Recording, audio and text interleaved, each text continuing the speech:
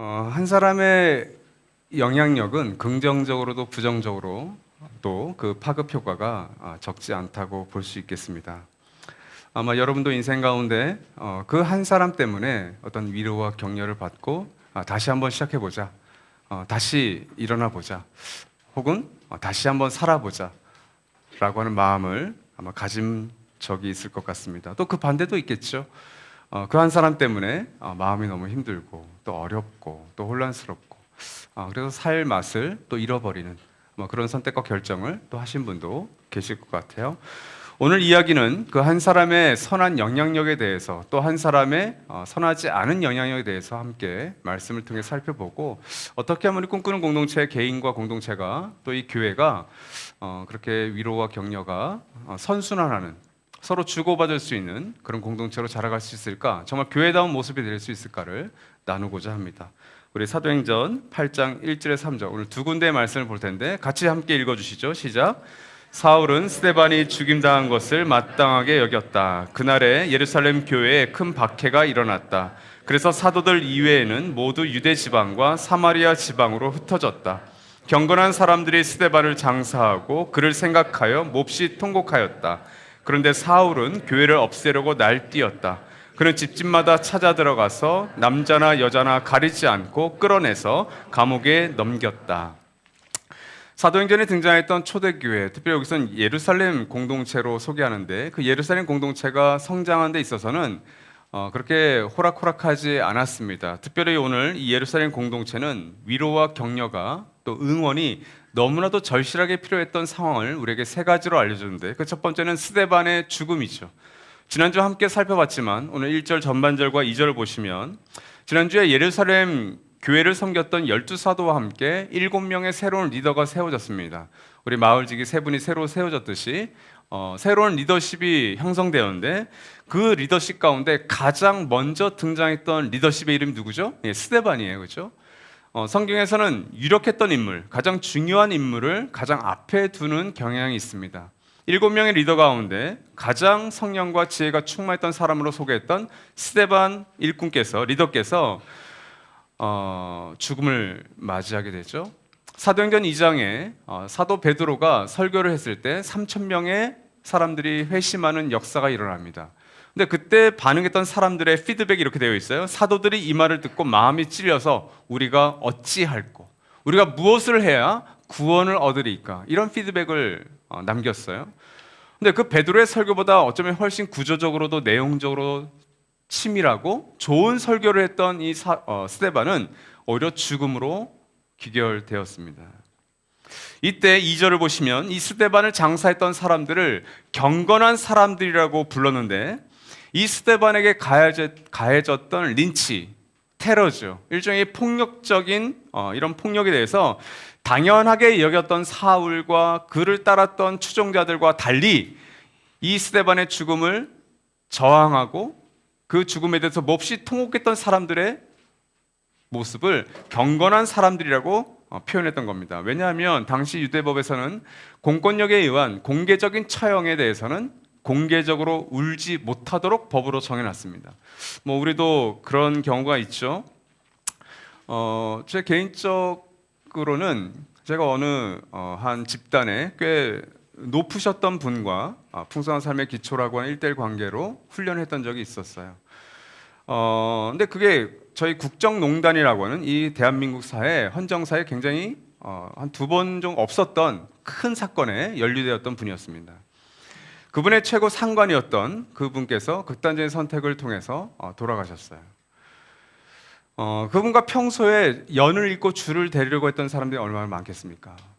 진급을 위해서, 또 승진을 위해서 청탁도 하고 가까이 많이 갔겠죠. 근데 그분의 장례식에 많은 사람들이 가지 않았습니다. 특별히 현역으로 계셨던 분들은. 왜 그랬을까요? 손해볼 게 두려우니까. 끈떨어진 그 연과 같았던 사람의 장례식에 또 그분이 살아있지 않으니 갈 필요가 없었겠죠. 근데 이분은 그분을 모셨던 사람으로서 의리를 다하기 위해서라도 그 장례식에 갔던, 그리고 자신의 동기들, 자신의 부하들, 자신의 상관들도 만날 수 없었던 그 이야기를 하시면서 저한테 쓸쓸한 이야기를 하셨어요. 비슷하죠? 예수님의 죽음을 마음 놓고 통곡할 수 없던 제자들과 비슷하게, 또 스데반의 죽음에 대해서 마음껏 통곡할 수 없었던 그 사회 분위기에서 이들은 위로와 격려가 절실히 필요했던 겁니다. 너의 울음이 맞아. 너가 이렇게 통곡하는 게 맞아. 두 번째로는 공동체가 위기를 당한 것 때문에 위로가 필요했습니다. 1절 하반절을 보시면 이 신약의 첫 순교 사건이 일어난 후에 예루살렘 교회에 큰 박해가 일어났다, 이렇게 되어 있습니다. 시제로는 미완료 시제라고 해서 이게 완료된, 이례적으로 완료된 게 아니라 아직 완료되지 않았다. 그래서 계속해서 반복된 박해를 의미합니다. 그 결과 사도들을 제외한 대부분의 유대인 성도들이 다 흩어져 버렸습니다. 그러니까 박해의 강도와 영향력이 너무 컸던 것이죠. 다만 12사도들은 이 예루살렘 교회를 지키기 위해서 성도들이 흩어졌음에도 불구하고 떠나지 않았던 겁니다. 왜 그랬을까요? 리더들이었기 때문에. 이 예루살렘 교회의 뿌리가 흔들리지 않았으면, 이 핍박의 강도가 조금 연해졌을 때 이 성도들이 다시 돌아올 수 있는 터전을 지키기 위해서 이 12사도들은 떠나지 않았던 겁니다. 그러니까 자신들도 스데반처럼 죽을 것을 각오했던 리더들의 자세였어요. 탑 리더였기 때문에 스스로 박해의 자리를 벗어나지 않고 지켰던 것입니다. 지도자들을 잃어버릴 위험성에 예루살렘 공동체에 처했고, 또 믿음이 연약한 예루살렘 성도들을 잃어버릴 공동체의 위험성, 그래서 이 공동체의 위기 때문에 위로와 격려가 절실했던 것이죠. 마지막으로는 이 공동체를 파멸시키려고 했던 적대자의 등장 때문이었습니다. 이 스데반의 죽음과 예루살렘 교회에 임했던 큰 박해와 그리고 예루살렘을 떠나야 했던 이 현상에는 한 사람의 영향력이 있었습니다. 선한 영향력이 아니죠. 3절을 보시면 사울은 교회를 없애려고 날뛰었다. 그래서 옛날 성경에는 교회를 잔멸했다, 잔멸할세라고 번역합니다. 이 잔멸할세라고 하는 단어는 상위 포식자인 야수가, 맹수가 먹이를 움켜쥐고 갈갈이 찢기는 모양새를 의미합니다. 그래서 세 번역에서는 그것을 잘 살리려고 교회를 없애려 날뛰었다라고 그 의미를 살린 거예요. 그러니까 이 사울은 가가호를 방문하면서 저주받아서 죽었던 나사렛 청년 예수를 오실 메시아이자 그리스도로 섬기고 따랐던, 그를 큐리오스로 여겼던 이 유대인들을 잡아 죽이기 위해서 감옥에 가두었던 겁니다. 역시 감옥에 넘겼다라고 하는 행위도 한 번의 행위가 아니라 미완료 시제로서 여러 번, 수십 번 반복했다는 걸 의미합니다. 상당한 기간에 걸쳐서 이 사울로 말미암아 지속적으로 이런 행위들이 반복적으로 행해졌다는 것이죠. 죄송합니다. 이후 사울은 사도행전 9장 1절을 보시면 여전히 주님의 제자들을 위협하면서 살기를 띠고 있었다, 이렇게 되어 있어요. 여러분, 어느 정도가 돼야 사람이 살기를 띠고 있을까요? 제 눈빛을 한번 보시겠어요? 제 눈을? 아직 그렇게 살기를 띠신 분은 없으신 것 같은데, 그 살기를 띤 눈빛을 가지고 이 사울은 예루살렘에서 어느 정도의 일을 이루고 이제 사도들밖에 남지 않았으니 이제는 다마스쿠까지 이 남녀들을 잡으려고 떠났습니다. 그러다가 주님을 만나죠. 그리고 갈라디아서 1장에 따르면 3년을 다메섹과 아라비아에서 복음을 전하고 이제 예루살렘을 방문해서 15일 정도 머뭅니다. 그래서 이 8장과 9장, 다시 읽을 이 9장은 그 시간차가 약 3년이 흘렀던 것이죠. 3년이 지난 후에 이 예루살렘 교회의 모습을 우리 사도행전 9장을 통해서 함께 살펴보겠습니다. 제가 한 절, 여러분이 한 절, 31절 다 같이 읽도록 하겠습니다. 제가 먼저 받들어 읽습니다. 사울이 예루살렘에 이르러서 거기에 있는 제자들과 어울리려고 하였으나 그들은 사울이 제자라는 사실을 믿을 수가 없어서 모두들 그를 두려워하였다.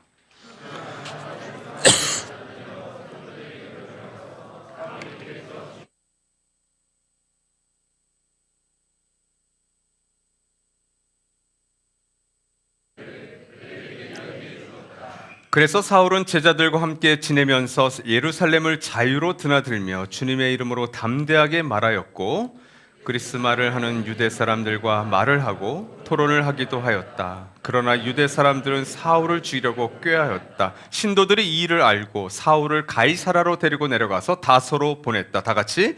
그러는 동안에 교회는 유대와 갈릴리와 사마리아 온 지역에 걸쳐서 평화를 누리면서 튼튼히 서갔고 주님을 두려워하는 마음과 성령의 위로로 정진해서 그 수가 점점 늘어갔다. 예루살렘 공동체는 이런 핍박과 환난 가운데 있었지만 그 공동체가 놀랍게도 위로와 격려를 주고받는 공동체로 발돋움합니다. 그러기 전에 먼저 26절 말씀을 보면 두려움에 빠져있는 초대교회의 모습을 보게 됩니다. 자, 예루살렘 공동체를 풍비박산시켰던 사울이 다시 예루살렘 교회를 3년 만에 방문했습니다. 갈라디아서 1장 18절 말씀이 바로 그 사건을 다루고 있는데 같이 한번 읽어볼까요? 시작. 3년 뒤에 나는 게바를 만나려고 예루살렘으로 올라갔습니다. 나는 그와 함께 보름 동안을 지냈습니다. 핍박자에서 제자로 변한 사울이 3년 동안 다메섹과 아라비아에서 하나님의 복음을 전하고 말씀을 연구하면서 지냈던 것 같습니다. 그의 소문이 예루살렘 공동체에 아마 3년 동안 퍼졌겠죠. 여러분 같으면 그 사울을 믿어주시겠습니까? 당연히 예루살렘 공동체는 사울을 믿지 않았습니다. 그래서 뭐라고 합니까? 여기 사울이 제자들과 어울리려고 하였으나, 그래서 이 세 번역이 조금 아쉬워요. 왜냐하면 원문에 힘썼다라고 하는 단어를 번역하지 않았어요. 그러니까 정확히 번역하려면 제자들과 어울리려고 애를 썼으나, 힘을 썼으나, 이 역시 미완료 시제입니다.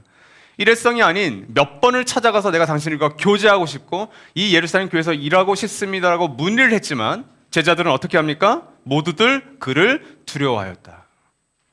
마치 우리가 일제강점기 시대에 일제 밀정 노릇을 하던 누군가가 이제는 내가 변해서 깨달아서 독립군 역할을 하고 싶다라고 그 공동체를 찾아오면 여러분 받아주시겠냐고요? 못 믿죠. 예루살렘 공동체에는 사울의 과거에 사로잡혀 있었고 또 사도 바울은 이 사울 자체는 자신의 과거에, 과오에, 실패, 실수에 사로잡혀 있었기 때문에 그 양쪽 모두에 뭐가 있는 겁니까? 두려움의 영에 사로잡혀 있었던 겁니다. 두려움의 영이 충만했을 때 이런 상황에 한 사람이 등장합니다. 그의 이름이 바나바였습니다. 이 두려움을 극복했던 사람, 이 바나바의 모습이 27절에 잘 나와 있죠. 자신의 과오와 자신의 실수 때문에 낭망하고 좌절했던 이 사울을 만나서 위로하고 격려했던 인물입니다. 27절 전반절을 보시면 바나바는 사울을 맞아들여 사도들에게로 데려갔다라고 써 있는데 여기서 맞아들였다라는 것은 사울의 손을 꼭 잡아줬다라는 것을 의미합니다. 왜 그랬을까요? 그것도 원문에는 꽉 붙들어 주었다라는 의미예요. 사울 입장에서도 3년의 시간이 지나지 않았습니까? 그럼 자신의 결백, 자신의 어떤 평판이 회복됐을 거라고 충분히 생각했을 거예요. 그죠? 3년 동안 내가 당신들을 위해서, 이 교를 위해서, 이 예수의 도를 위해서 내가 힘썼는데 나를 이렇게 믿어주지 않아? 내가 당신과 교제하고 싶은데 이 예루살렘 공동체에 스데반 집사와 같은 역할을 내가 하고 싶은데 나를 믿어주지 않아? 실망했을 거예요. 낙심했을 거예요. 이제 충분하다고 생각해서 예루살렘 교회에 찾아왔는데 얼마나 실망했을까요? 에라 나는 다시 다메섹으로 돌아가서 아라비아 돌아가서 내가 마음껏 사역하고 싶어 라고 얘기할 수 있었을 것 같아요. 그때 바나바가 꽉 붙들고 사도들에게 데려가는 겁니다. 우리 공동체가 그렇게 간단하지 않아. 너의 결백을 믿어줄 거야. 데려가서 바나바가 어떻게 합니까? 사울이 얘기하지 않죠. 사울을 신뢰하지 않기 때문에 바나바가 대신 세 가지를 얘기해 줍니다. 첫째, 길에서 주님을 본 일. 눈으로 이 사울이 직접 부활하신 주님을 본 것을 대신 이야기해 줍니다. 믿었던 거예요, 바나바는. 아, 사울이 정말 눈으로 이 부활하신 주님을 만났구나. 두 번째는 뭡니까? 주님께서 그에게 말씀하신 일. 이건 귀로 사울이 들은 거예요. 사울은 무슨 이야기를 주님께 들었습니까? 내가 너를 이방인의 사도, 이방인에게 말씀을 전하는, 하나님 나라의 복음을 전하는 사도로 삼겠다. 도구로 삼겠다.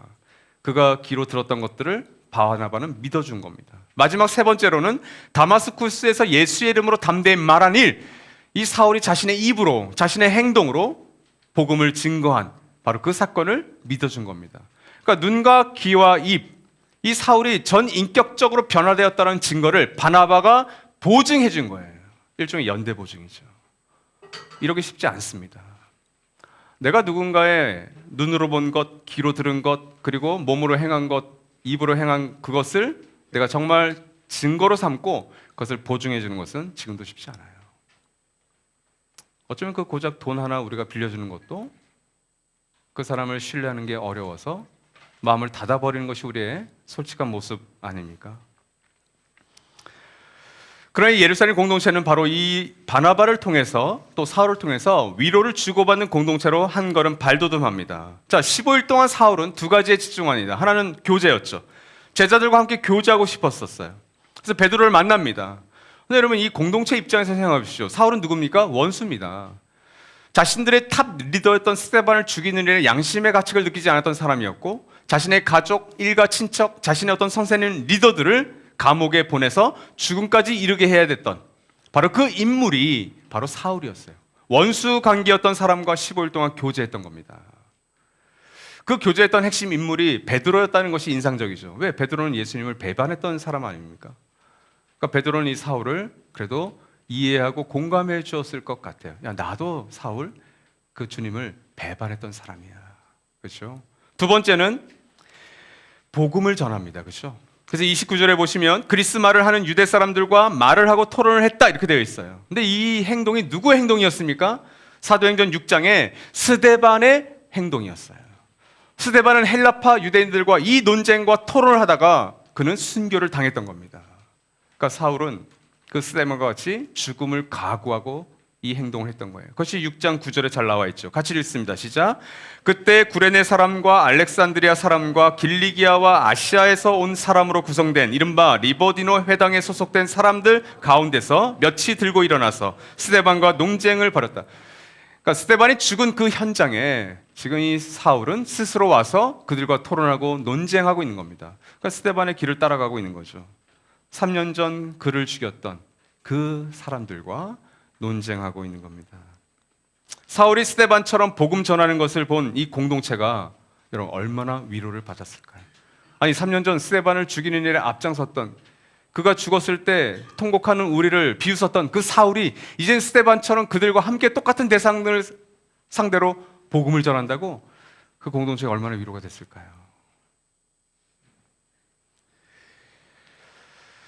또한 이 당시에 이 공동체는 스데반의 죽음을 넉넉히 지켜보기만 했습니다.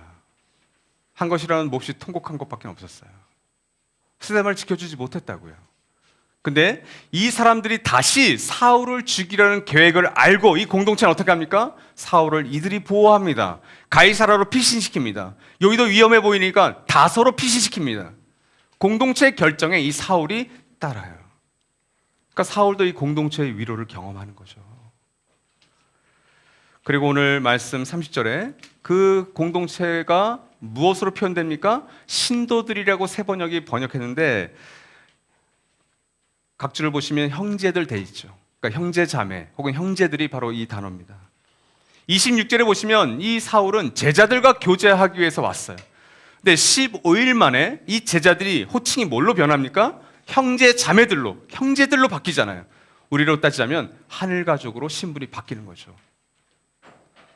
왜 우리가 누구의 아픔에 대해서 또 환자에 대해서 마음 아파하고 이 추석에도 기도자를 통해서도 또 우리가 서로 이 추석을 잘 누릴 수 없을 수도 있겠구나, 위로가 있었으면 좋겠다 이런 얘기를 하죠. 우리 같은 하늘 가족이시니까. 15일 만에 그리스도 안에서 하나님을 같은 아버지로 두었다라고 한 그 진리를 이 사울도 믿었고 예루살렘 공동체의 형제 자매들도 믿었기 때문에 자신의 원수와 같던 이 사울을 형제라고, 오빠라고, 삼촌이라고 받아줄 수 있었던 것이죠. 그러니까 위로를 주고받는 이 예루살렘 공동체의 모습이 얼마나 근사합니까? 이런 위로를 서로 주고받는 공동체에게 하나님은 선물을 주시는 것 같습니다. 그냥 계시지 않아요. 그것이 31절 말씀에 한참의 시간이 지난지 얼마의 시간이 지난지 모르지만 우리에게 알려주는 것 같습니다. 따라합시다. 평화를 경험하다. 31절 전반절에 교회는 유대와 갈릴리와 사마리아 온 지역에 걸쳐서 평화를 누리면서 튼튼히 서갔다. 교회를 둘러싸는 환경은 녹록지 않았던 것 같습니다. 오늘도 마찬가지입니다. 여러분, 이 상가 건물에서 모이고 있는 나두면 꿈꾸는 공동체,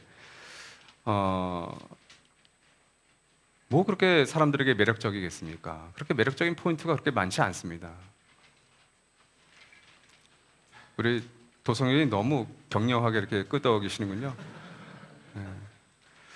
그렇지 않습니까? 뭐 여러분의 가정교회는 뭐 가정교회 할 때마다 하나님의 은혜가 폭포수처럼 이렇게 쏟아지셔가지고 돌아갈 때마다 막 다음 주에 빨리 모여, 우리 일주일에 두세 번 모여, 뭐 그러지 않으시죠? 내가 왜 왔지? 아, 오늘 밥은 실패다.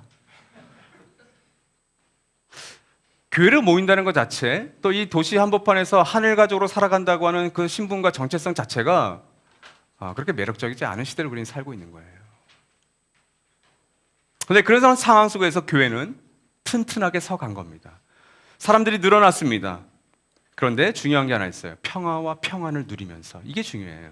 여러분, 교회가 성장할 수 있습니다. 교회가 어떤 포인트 때문에 사람들이 늘어날 수 있어요. 매력적일 수 있어요. 그런데 평화와 평안을 누리지 않으면서 교회가 성장한다. 그래서 번아웃이 오고 교회 싸움이 나고 분쟁이 난다. 그게 무슨 교회예요?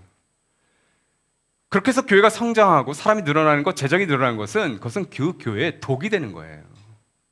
아니, 그 교회가 성장했는데 대표 목사인 저는 더 교만해지고 뭔가 어깨가 좀 올라가고 야, 이거 봐라 뭐 이러고 있다면 그건 저도 망가지고 여러분도 망가지시는 거예요. 자, 여러분, 위로와 격려의 사람은 공동체를 먼저 생각하기 때문에 평화의 열매를 맺습니다. 이게 중요한 거예요. 12사도와 7명의 리더들은 그 핍박과 고난과 어려운 시기에도 자신들이 예루살렘 교회를 지키기 위해서 그 핍박의 현장을 떠나지 않았죠.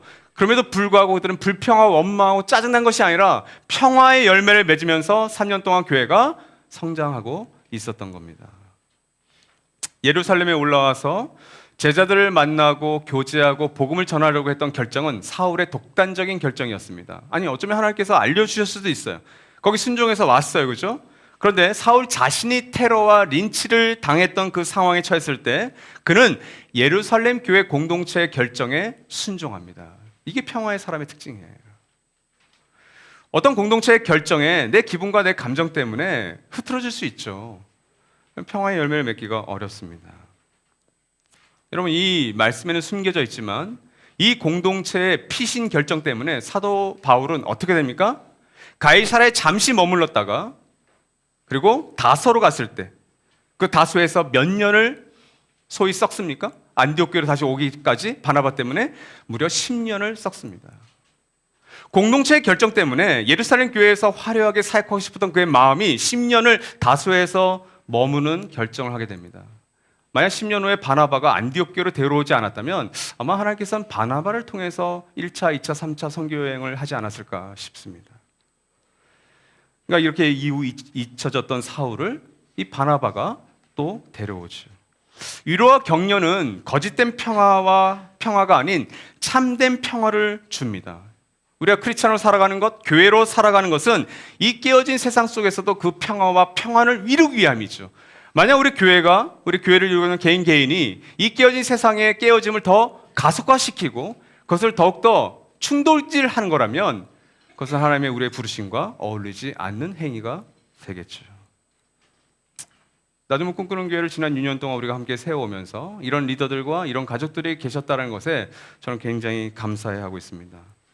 교회가 성장하면서 시스템이 갖춰지면서 이런 평화와 평안 가운데 세워지는 것은 너무 중요합니다. 우리가 리더를 세우는 것, 언약 가족들을 세우는 것, 그리고 우리가 마을지기를 세우는 것, 또 사역자를 충원하는 것, 이런 것들이 평안과 평화 가운데 세워지기 위해서 우리 리더들은 또 우리 가족들은 많은 노력을 해 오셨어요. 근데 여러분, 이런 평안을 우리가 교회를 세워가면서 정말 사모하셔야 돼요. 그럴 때 예수님께서는 우리에게 평화를 찾는 자가 되라, 그래서 피스메이커가 되기를 원하셨지 단지 평화를 얘기하는 자가 되라고 얘기하지 않으셨어요. 근데 여러분, 놀랍지 않습니까? 피스메이커들은 항상 죽었어요. 항상 저항했어요. 그래서 저 평화를 추구하는 사람, 저항하는 사람이 정말 평안할까 싶을 오해를 받지 않습니까? 근데 여러분, 말만 평화를 얘기하는 사람들은 이 저항이 없어요. 그래서 겉이 평화로운 것 같은데 그건 가짜 평화입니다. 여러분은 어떤 평화에 익숙하십니까? 말로만 하는 평화가 아닌 내 삶 속에서 어떤 한 가지에 저항하면서 씨름하면서 고군분투하면서 그것 때문에 머리가 아플 정도로 이 사회생활이 불가능할 정도의 그런 어려움을 당하는 사람들, 그들이 피스메이커예요. 평화를 추구하는 자가 아니라 평화를 위해 싸우는 자가 되는 것. 그 평화를 위해 싸우는 자들로 인해서 교회는 튼튼히 세워져 가는 법입니다. 두 번째 따라합시다. 주님을 경외하다. 여러분, 어떤 종류의 두려움으로 살 것인가를 질문해 보십시오. 26절에 이 예루살렘 공동체는 모두들 그를 두려워했다. 한 사람도 빠짐없이 그 두려움은 사울을 향한 두려움이었는데 그것은 허상이었어요. 그리고 그것은 불신앙이었습니다. 예루살렘 공동체 사실은 3년 동안 이 사울이 변화되었고 다메섹과 아라비아에서 복음을 전하고 예수 그리스도의 제자로 살아간 것에 대해서 감사했어야 돼요. 근데 정작 사울은 변했지만 그들은 사울이 교제하려고 찾아왔음에도 불구하고 몇 번 문을 두드렸음에도 불구하고 그들은 그를 두려워했습니다. 그 두려움은 가짜였던 거죠. 여러분, 세상은 가짜의 두려움을 우리에게 심어줍니다. 너 돈이 없으면, 이만큼 없으면, 안정을 취하지 않으면, 너 이거 빠지면, 이거 추구하지 않으면 너는 불행할 거야. 그것을 우리에게도, 우리 자녀들에게도, 우리 가정교, 우리 교회에도 심어줍니다. 그런데 사울의 손을 억지로 잡아서 공동체로 이끌어서 그 세상적인 두려움을 위로와 격려로 바꾸어줬던 바나바, 그 바나바의 흐름으로 갔던 공동체는 어떻게 변합니까? 주님을 두려워했습니다. 고작 사울을 두려워했던 사람들이 15일 동안의 그 경험을 통해서 주님을 두려워하는 것으로, 이 두려움을 우리는 하나님을 경외함 혹은 하나님을 예배함이라고 얘기합니다. 저는 오늘 이 순간 여러분 가운데 이 한가위라고 하는 명절을 맞이해서 어쩌면 연휴라고 하는 기대감을 갖는 우리에게 이 주님을 두려워함에서 비롯된 그 평안함이 있기를 바라요. 아무리 여러분이 맛있는 것을 먹고 선물을 많이 받고 친한 가족들과 계셔도 그것은 몇 시간 만에 깨어질 수 있는 평안함이라는 걸 기억하세요. 여기 이번에 가셔서 한 10%에서 15%는 가족들과 싸우실 분들이 있습니다. 여러분이 기대했던 평화 그대로 깨어져 버릴 거예요. 위로와 격려의 공동체는 세상이 주는 두려움 때문에 세상을 섬기지 않습니다. 그렇게 해서 세상을 섬기면 두려움은 더욱더 커질 것이고 거기에 가스라이팅 당해요. 평안과 편안, 무엇이 진짜 복이고 무엇이 유사 복입니까? 재미와 기쁨, 무엇이 진짜 복이고 무엇이 유사 복입니까? 기쁨과 평안, 평화가 진짜 복이죠. 왜 위로와 격려의 공동체는 그것을 추구합니까? 진짜 위로와 진짜 격려를 주님께로부터 받기 때문이죠. 그 주님의 위로를 받았던 사도 바울은 이렇게 고백하는 겁니다. 갈라디아서 1장 10절 같이 읽죠. 시작. 내가 지금 사람들의 마음을 기쁘게 하려 하고 있습니까? 아니면 하나님의 마음을 기쁘게 해드리려고 하고 있습니까? 아니면 사람의 환심을 사려고 하고 있습니까? 내가 아직도 사람의 환심을 사려고 하고 있다면 나는 그리스도의 종이 아닙니다. 기억하십시오. 사랑하는 가족 여러분, 세상을 기쁘게 하는 것은 반드시 두려움으로 다가올 것이고 하나님을 기쁘시게 하는 것은 세상이 볼 때 너덜너덜해지고 아픈 것 같이 보이고 쓸쓸해 보이지만 그건 하늘에 속한 위로와 격려로 드러날 겁니다. 그리스도의 종인 우리와 그리스도의 몸인 공동체가 진정 두려워해야 할 것은 바로 하나님이세요. 어제 이제 추석을 맞이했다고 한 목자님 부부께서 우리 사역자들을 챙겨주신다고 이렇게 약을 챙겨오셨어요. 약. 농약이 아닌 이상에 이런 약 좋아합니다. 그런데 똑같은 선물을 다 주셨어요. 정말 공평하게. 아니, 대표 목사님 좀 2개 주시면 안 됩니까? 근데 그 옆에 계신 우리 남수현 목사님께 다른 선물을 주시는 거예요. 그런 게 어디 있어요? 이 대표 목사님 먼저 챙겨주셔야지. 근데 제 마음이 어땠을까요? 그런 거 하나도 아깝지 않아요. 그분들은 이유가 있어서 챙겨주신 거예요. 근데 우리 남 목사님께서 이거 주일날 아침 우리 사역자 식사 때 같이 먹겠다고. 그래서 오늘 7등분해서 정확히 하나씩 나눠 먹었습니다. 그 목자님들 뭐 누군지 밝혀지겠죠. 그 남소연 목사님의 이전 목자님들이었어요. 그러니까 그분들은 대표 목사님과 가까운 게 아니라 그 남소연 목사님과 가까운 거예요. 그게 제가 서운했을까요? 좀 서운하죠. 그거 2개 사면 되는데. 우리 남 목사님께서 자랑하시더라고요. 오늘 아침에 이렇게 먹는데 너무 맛있다고. 특별히 우리 경수 목사님께서 우리 여수가교 가족 여러분, 경수 목사님 그런 걸 잘 못 드셔봤나 봐요. 저는 많이 먹어봤는데 이거 너무 맛있다고, 이게 뭐냐고. 그래서 옆에 계신 우리 약간 도시적인 우리 박지훈 목사님께서 이거 일본 제품인데 이거 고속버스 터미널에 가면 정말 맛있게 하는 데가 있다고 좀 사주세요. 근데 너무 감사했어요. 여러분, 우리가 누군가의 작은 선물로 또 격려로 응원으로 위로받을 수 있죠. 근데 이런 것은 때론 얄팍해요.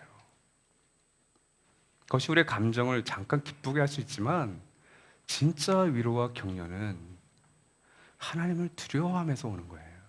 그때 하나님께서 부어주시는 거예요. 마지막 따라 합시다. 위로를 경험하다. 바나바는 참 대단한 분이신 것 같습니다. 사도행전에서 결정적으로 실수하고 실패했던 1차 선교 여행에서 중간에 엄마가 보고 싶었던지 산맥을 넘어서 이제 가야 되는 그게 너무 두려웠던지 아니면 혹은 아팠던지 마음이 좀 약했던지 중도에 포기했던 마가라고 하는 청년을 품어줬던 사람도 바나바고, 사울이라고 하는 대표적인 적대자와 핍박자였던 살인자였던 사람을 품어주었던 사람도 바나바입니다. 궁금하죠? 바나바는 천성이 착해서일까요? 여러분은 인정하기 어려우시겠지만 저도 천성이 착한 편에 속합니다.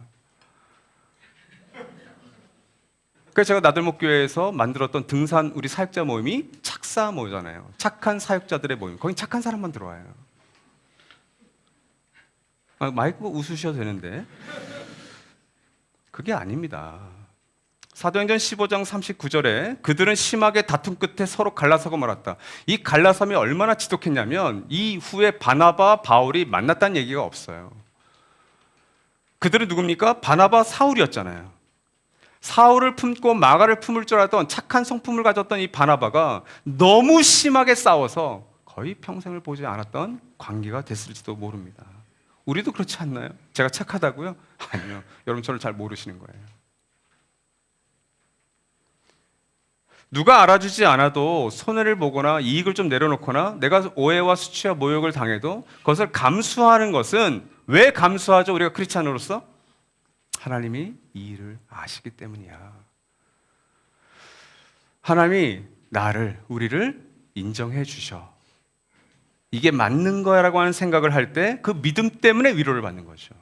이 성령의 위로로 정진해서 이 초대교회가 건강하게 세워졌다라고 지금 고백하고 있는 겁니다. 그러니까 초대교회로 돌아가자고 할 때 이런 어떤 초대교회로 돌아가자는 거예요? 종교개혁의 아드 폰테스 본질로 돌아가자고 할 때 초대교회 뭘로 돌아가는 겁니까? 우리가 저는 이렇게 생각합니다. 초대교회로 돌아가자고 할 때 이 초대교회의 두려움의 영이 아니라 위로의 영으로 가득 채웠던 바나바 같은 위로와 격려의 사람들이 많아지는 것, 그 위로의 사람들을 통해서 이 교회 밖에 있는 사람들마저도 그 교회의 위로와 격려를 옆에서 지켜보는 것, 그 수혜를 받는 것, 그럴 때 초대교회로 돌아가자고 하는 거예요. 저는 설교 시간에 몇 번 이 구절들을 여러분에게 읽어드렸습니다. 제가 초대교회로 돌아가자고 할 때 그 초대교회에 정말 근사한 부분, 이들이 정말 위로와 격려의 사람들이었다라는 구절이 바로 사도행전 10장과 14장에 있다고 저는 생각해요. 같이 한번 10장 읽어보죠. 시작. 베드로가 들어오니 마중 나와서 그의 발 앞에 엎드려서 절을 하였다. 그러자 베드로는 일어나십시오. 나도 역시 사람입니다 하고 말하면서 그를 일으켜 세웠다. 베드로가 지금 로마 군대의 핵심인 중무장 보병이었던 백부장 고넬료의 인사를 받고 있는 겁니다. 얼마나 근사했을까요? 아까 제가 앞서 풍성한 삶의 기초를 1대1로 했던 그분, 그 기무대라는 곳에서 꽤 높은 위치에 있었던 그분과 제가 12주간 만났을 때 저도 모르게 제 어깨가 올라가더라고요. 내가 이런 분과 풍성한 삶의 기초를 하네? 그게 뭐라고? 그게 인간이에요, 여러분. 내가 조금 높은 사람과 같이 겸삼하고 내가 좀 힘 있는 사람과 교제한다고 할 때 나도 모르게 내 어깨가 올라가는 것, 그게 정말 치사한 인간의 자기중심성이에요. 명예욕이에요. 그 고넬료가 백부장이 지금 무식한 어부 베드로에게 절을 하고 있는 겁니다. 받아도 되잖아요. 근데 베드로가 그의 손을 직접 잡고 일으키면서 그만해라. 나도 당신과 똑같은 사람이다. 이렇게 얘기하는 거예요. 바울은 뭐라고 합니까? 우리도 여러분과 똑같은 성정을 가진 사람입니다. 여기서 우리는 바나바와 바울이에요. 제우스와 같은, 헤르메스와 같은 신적인 존재 같은 이들을 향해서 제사 드리려고 했던, 엎드렸던 겁니다. 근데 우리도 당신들과 똑같은 사람이라고 고백하는 이 두 사람의 모습을 통해서 우리도 바나바와 이 사울처럼 인기와 명예에 연연하면서 그것을 받고 싶고 누리고 싶은 게 우리의 인지상정이에요. 종교 리더도 거기서 멀지 않습니다. 하지만 우리는 어떤 사람입니까?